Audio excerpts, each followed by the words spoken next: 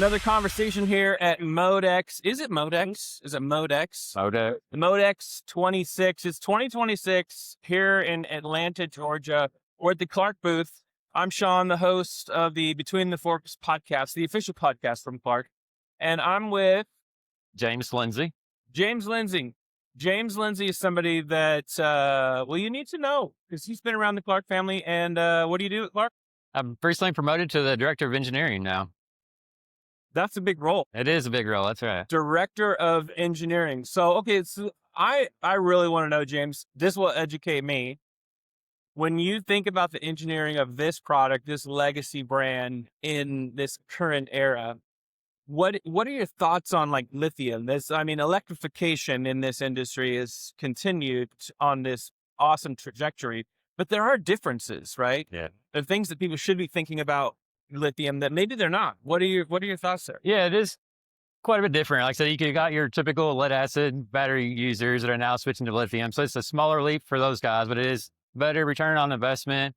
It lasts longer, run times are longer, you got opportunity charging. So that's like one aspect of it. We're also trying to get in the market of replacing IC trucks, so the internal combustion engine trucks. We're seeing a lot of movement there to get more green energy, zero emissions, switching those customers from those diesel and LP powered trucks over to lithium. So then trying to get those educated, showing them exactly what lithium can do, even the same or better from what they're used to right now, is a big push we're trying to offer for those. That makes sense. Yeah. Is there like some maybe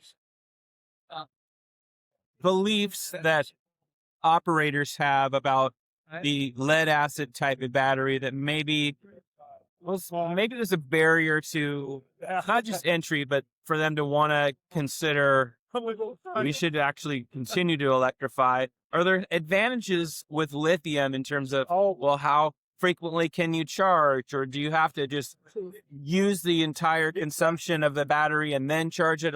I think there's some variables in there that a lot of people don't know. Yeah, that's very true. So like with lithium, you get what we call opportunity charging. So compared to lead acid, you have to basically charge fully over a long period of time. You can't interrupt that charge cycle. So with lithium, you can, on breaks, you can charge it for 20, 30 minutes every chance you get. And that's actually better for the battery itself. Lithium prefers that, and not waiting for it to be fully discharged before you charge. So some of that education on the customer side is very important because it is an advantage.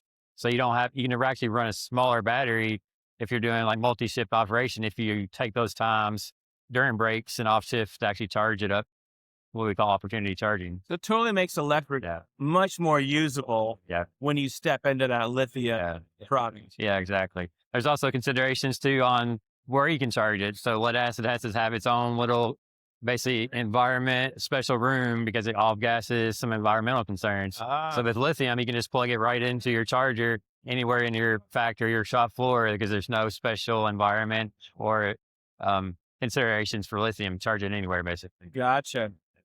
Well, let's talk a little bit about, there's a word for it within, or maybe a marketing name for it, smart. Yeah, Clark Smart. Smart. Yeah, you got it. Tell me about Clark Smart. Yeah, so Clark Smart is our name for our telematics system for our forklifts. So basically it's an integrated module that goes on the forklift.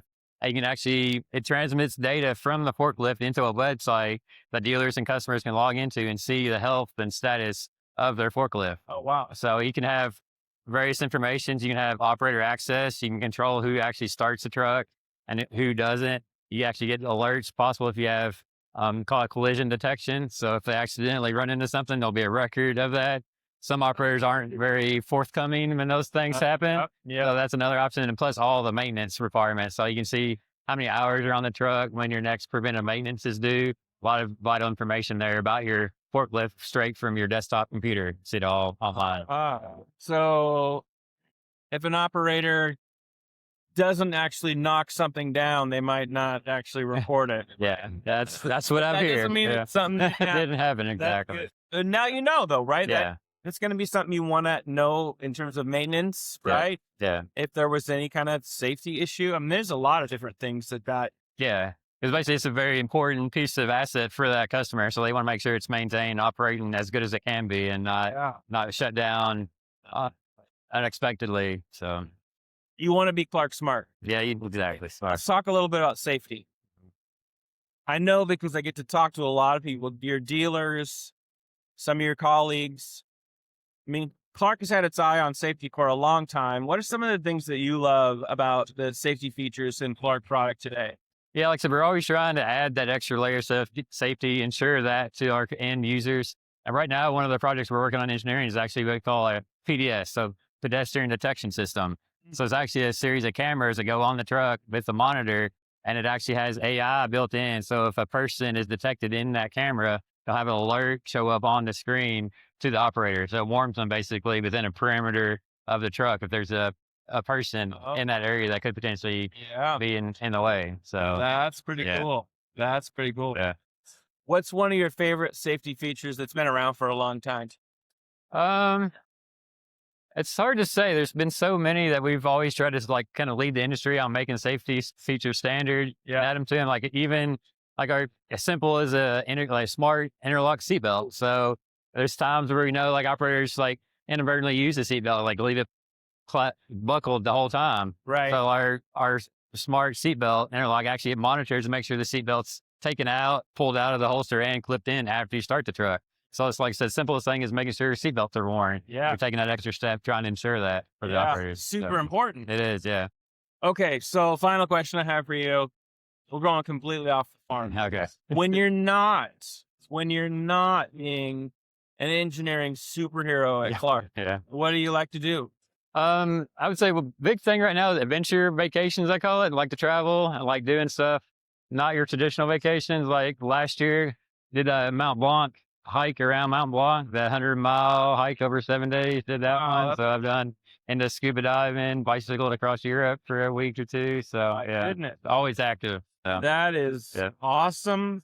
I went with my wife and our dog in our 26-foot travel trailer. We took our whole business on the road last year for 78 days. Wow, that's a long time. We hit camps in all kinds of awesome places, Sequoia National Forest, Crater Lake, Mount Rainier. We went everywhere. And we stayed in the most remote, beautiful places and worked. And then when we were done working, hike out your back door and go for a hike. I just wanted to see beautiful things, go in cold, fresh rivers and lakes. Be the only one around.